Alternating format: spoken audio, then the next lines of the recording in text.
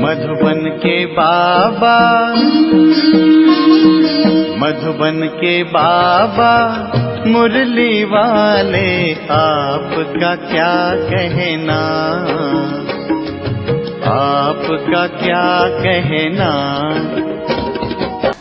ओम शांति। आज 4 अक्टूबर 2025 के साकार मधुर महावाक्य हैं। आज मीठे मीठे बाप दादा बोले, मीठे बच्चे, श्रेष्ठ ते श्रेष्ठ बनने के लिए स्वयं भगवान तुम्हें श्रेष्ठ मत दे रहे हैं, जिससे तुम नरकवासी से स्वर्गवासी बन जाते हो। बाबा कहते, मीठे बच्चे, श्रेष्ठ ते श्रेष्ठ बनने के लिए स्वयं भगवान तुम्हें श्रेष्ठ मत दे रहे हैं, जिससे तुम नरकवासी से स्वर्गवासी बन जाते हो। बाबा ने आज प्रश्न पूछा कि देवता बनने वाले बच्चों को विशेष किन बातों का ध्यान रखना है। उत्तर में बाबा ने समझाया, कभी कोई बात में रूठना नहीं, शक्ल मुर्दे जैसी नहीं करनी है, किसी को भी दुख नहीं देना है। देवता बनना है तो मुख से सदैव फूल निकलें। अगर कांटे व पत्थर निकलते हैं तो पत्थर के पत्थर ही ठहरे। गुण बहुत अच्छे धारण करने हैं, यहाँ ही सर्व गुण संपन्न बनना है। सजा खाएंगे तो फिर पद अच्छा नहीं मिलेगा। ओम शांति। नए विश्व व नई दुनिया के मालिक बनने वाले रूहानी बच्चों प्रति रूहानी बाप बैठ समझाते हैं। यह तो बच्चे समझते हैं कि बाप आए हैं बेहद का वर्षा देने। हम लायक नहीं थे, कहते हैं, हे प्रभु मैं लायक नहीं हूँ, मुझे लायक बनाओ। बाप बच्चों को समझाते हैं कि तुम मनुष्य तो हो, यह देवताएं भी मनुष्य हैं, परंतु इनमें दैवी गुण हैं। इन्हों को सच्चा सच्चा मनुष्य कहेंगे। मनुष्यों में आसुरी गुण होते हैं तो चलन जानवरों मिसल हो जाती है। दैवी गुण नहीं है तो उसको आसुरी गुण कहा जाता है। अब फिर बाप आकर तुमको श्रेष्ठ देवता बनाते हैं। सच्चखंड में रहने वाले सच्चे सच्चे मनुष्य यह लक्ष्मी नारायण हैं। इन्हों को फिर देवता कहा जाता है। इन्हों में दैवी गुण हैं। भल गाते भी हैं कि हे पतित पावन आओ, परंतु पावन राजाएं कैसे होते हैं और फिर पतित राजाएं कैसे होते हैं, यह राज कोई नहीं जानते। वह है भक्ति मार्ग। ज्ञान को तो और कोई जानता ही नहीं। तुम बच्चों को बाप समझाते हैं और ऐसा बनाते हैं। कर्म तो यह देवताएं भी सतयुग में करते हैं, परंतु पतित कर्म नहीं करते हैं। उनमें दैवी गुण हैं। छीछी काम ना करने वाले ही स्वर्गवासी होते हैं और नरकवासी से माया छीछी काम कराती है। अब भगवान बैठ श्रेष्ठ काम कराते हैं और श्रेष्ठ मत देते हैं कि ऐसे छीछी काम नहीं करो। श्रेष्ठ ते श्रेष्ठ बनने के लिए श्रेष्ठ ते श्रेष्ठ मत देते हैं। देवताएं श्रेष्ठ है ना, तो रहते भी हैं नई दुनिया स्वर्ग में। यह भी तुम्हारे में नंबरवार पुरुषार्थ अनुसार जानते हैं। इसलिए माला भी बनती है 8 की व 108 की करके 16,108 की भी कहें। वह भी क्या हुआ? तो बाबा कहते, इतने करोड़ मनुष्य हैं, इनमें 16,000 निकले तो क्या हुआ? 1/4% भी नहीं है, माना 1/4 भी नहीं है उस पॉपुलेशन के अकॉर्डिंगली। तो बाप बच्चों को कितना ऊंच बनाते हैं। रोज बच्चों को समझाते हैं कि कोई भी विकर्म नहीं करो। तुमको तो ऐसा बाप मिला है तो बहुत खुशी होनी चाहिए। तुम समझते हो कि हमको बेहद के बाप ने अडॉप्ट किया है, हम उनके बने हैं। बाप है स्वर्ग का रचयिता, तो ऐसे स्वर्ग का मालिक बनने के लायक सर्वगुण संपन्न बनना पड़े। यह लक्ष्मी नारायण सर्वगुण संपन्न थे। इन्हों के लायकी की महिमा की जाती है और फिर 84 जन्मों के बाद नालायक बन जाते हैं। एक जन्म भी नीचे उतरे तो जरा कला कम हुई, ऐसे धीरे धीरे कम होती जाती है। जैसे ड्रामा भी जो मिसल चलता है ना, तुम भी धीरे धीरे नीचे उतरते हो तो 1250 वर्ष में 2 कला कम हो जाती है।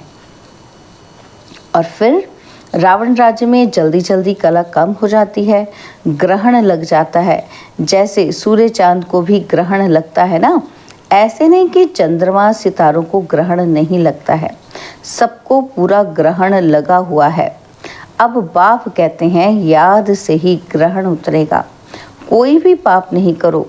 पहला नंबर पाप है देह अभिमान में आना।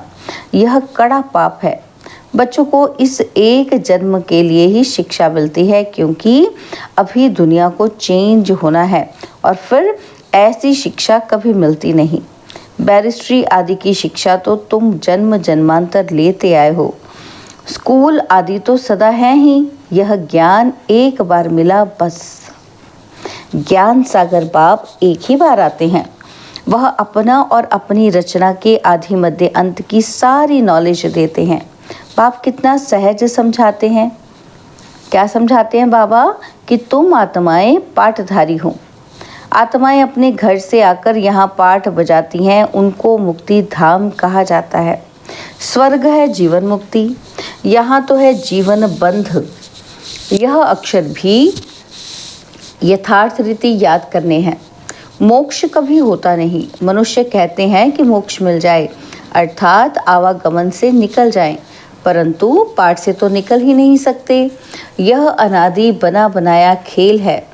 वर्ल्ड की हिस्ट्री ज्योग्राफी हूबहू रिपीट होती है। सत्युग में वही देवता आएंगे और फिर पीछे इस्लामी बौद्धी आदि सब आएंगे। यह ह्यूमन झाड़ बन जाएगा। इनका बीज ऊपर में है। बाप है मनुष्य सृष्टि का बीज रूप। मनुष्य सृष्टि तो है ही, परंतु सत्युग में बहुत छोटी होती है और फिर धीरे धीरे बहुत वृद्धि होती जाती है। अच्छा, तो फिर छोटी कैसे होगी? बाप आकर पतित से पावन बनाते हैं। कितने थोड़े पावन बनते हैं। कोटों में कोई निकलते हैं। आधा कल्प बहुत थोड़े होते हैं और आधा कल्प में कितनी वृद्धि होती है। तो सबसे जास्ती संप्रदाय उन देवताओं की होनी चाहिए, क्योंकि पहले पहले यह आते हैं परंतु और धर्मों में चले जाते हैं, क्योंकि हम बाप को ही भूल गए हैं। यह है एकज भूल का खेल। भूलने से कंगाल हो जाते हैं। भूलते भूलते एकदम भूल जाते हैं। भक्ति भी पहले एक की करते हैं, क्योंकि सर्व की सद्गति करने वाला एक है, और फिर दूसरे किसी की भक्ति क्यों करनी चाहिए? इन लक्ष्मी नारायण को भी बनाने वाला तो शिव है ना। श्री कृष्ण बनाने वाला कैसे होगा? यह तो हो नहीं सकता। राजयोग सिखलाने वाला श्री कृष्ण कैसे होगा? वह तो है सत्युग का प्रिंस। कितनी भूल कर दी है, बुद्धि में बैठता ही नहीं है। अब बाप कहते हैं मुझे याद करो और दैवी गुण धारण करो। कोई भी प्रॉपर्टी का झगड़ा आदि है तो उनको खलास कर दो। झगड़ा करते करते तो प्राण भी निकल जाएंगे। बाप समझाते हैं इसने छोड़ा तो कोई और झगड़ा आदि थोड़े किया।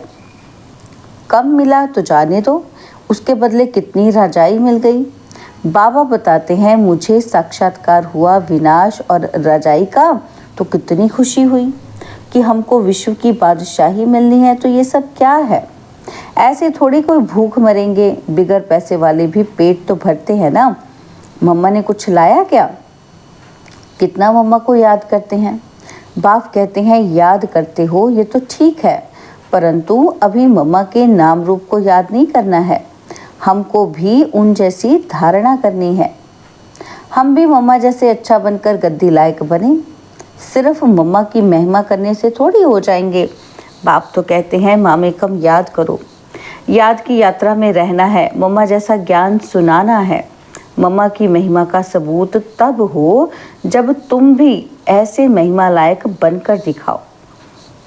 सिर्फ मम्मा मम्मा कहने से पेट नहीं भरेगा, और ही पेट पीठ से लग जाएगा। शिव बाबा को याद करने से पेट भरेगा। इस दादा को भी याद करने से पेट नहीं भरेगा। याद करना है एक को, बलिहारी एक की है। युक्तियाँ रचनी चाहिए सर्विस की। सदैव मुख से फूल निकले। अगर कांटे पत्थर निकलते हैं तो पत्थर के पत्थर ही ठहरे। गुण बहुत अच्छे धारण करने हैं। तुमको यहाँ सर्व गुण संपन्न बनना है। सज़ा खाएंगे तो फिर पद अच्छा नहीं मिलेगा। यहाँ बच्चे आते हैं बाप से डायरेक्ट सुनने।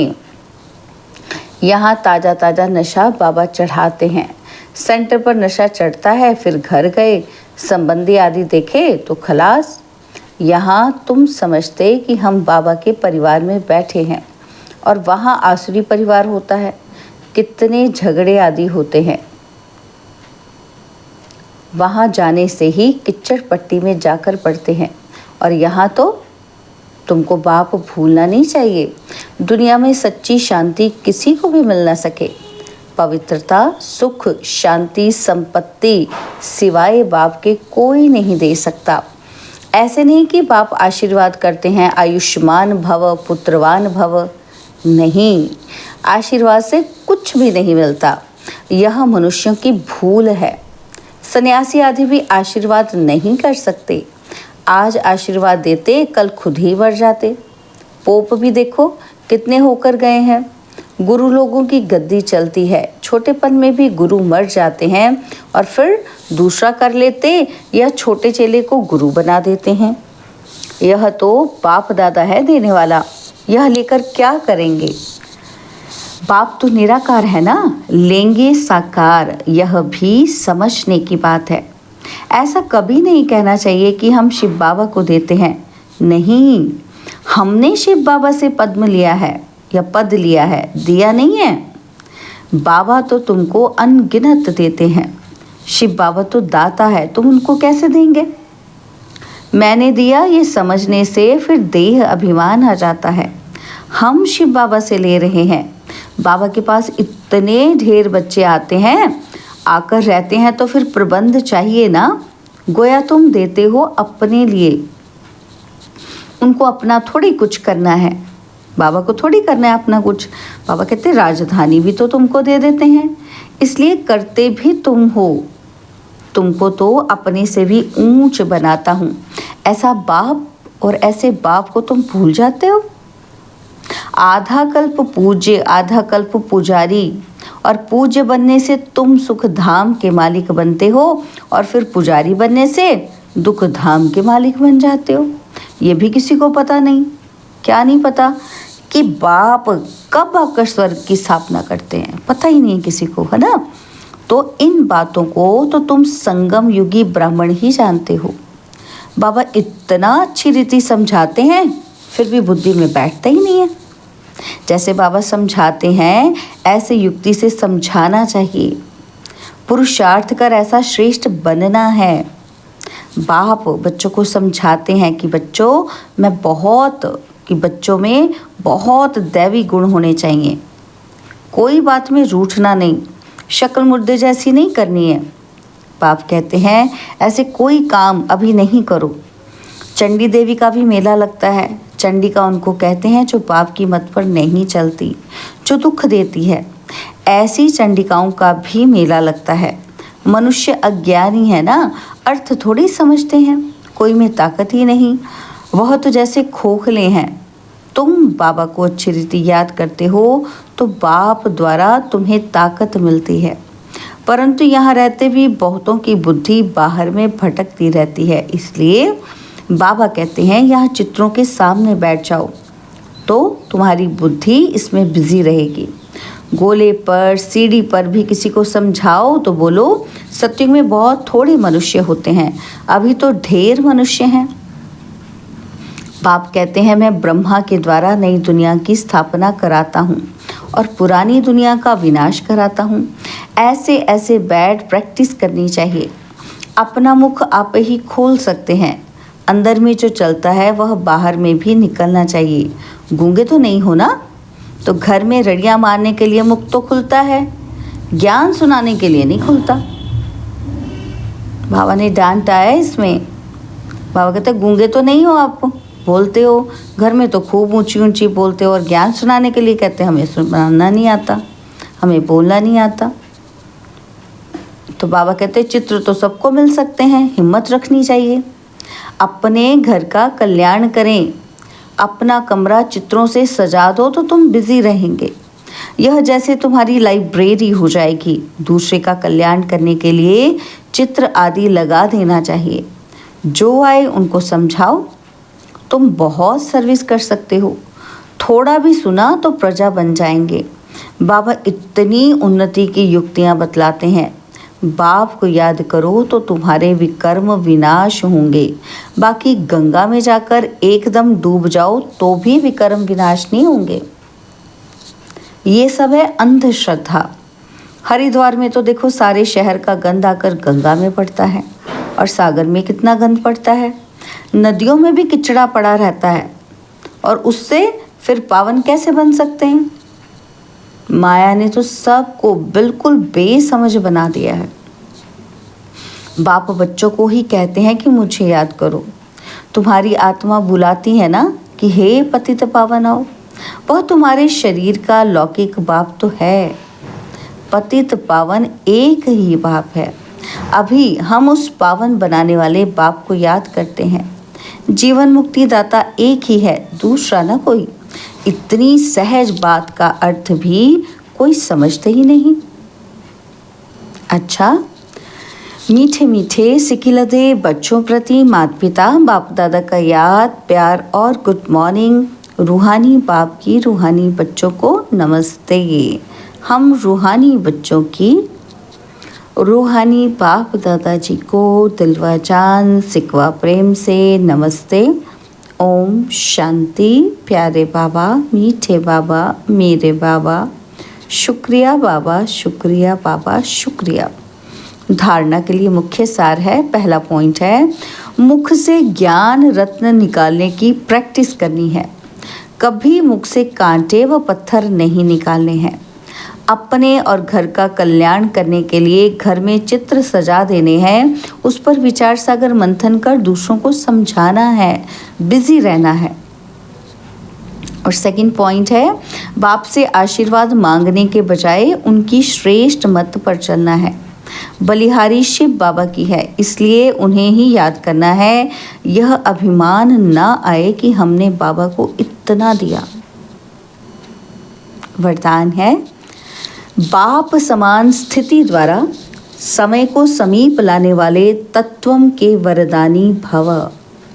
बाप समान स्थिति द्वारा समय को समीप लाने वाले तत्वम के वरदानी भव।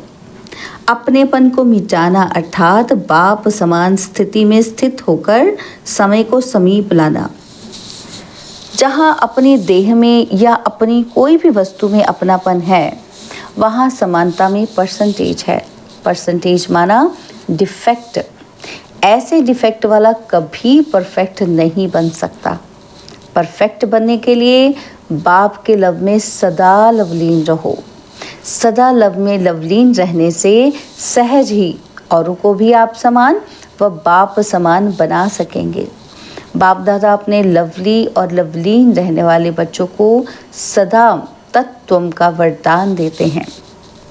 स्लोगन है, एक दो के विचारों को रिकॉर्ड दो तो स्वयं का रिकॉर्ड अच्छा बन जाएगा। एक दो के विचारों को रिकॉर्ड दो तो स्वयं का रिकॉर्ड अच्छा बन जाएगा। बाबा के अव्यक्त इशारे स्वयं और सर्व के प्रति मनसा द्वारा योग की शक्तियों का प्रयोग करो। तो उसके लिए बाबा ने कहा, मनसा सेवा के लिए मन बुद्धि व्यर्थ सोचने से मुक्त होनी चाहिए।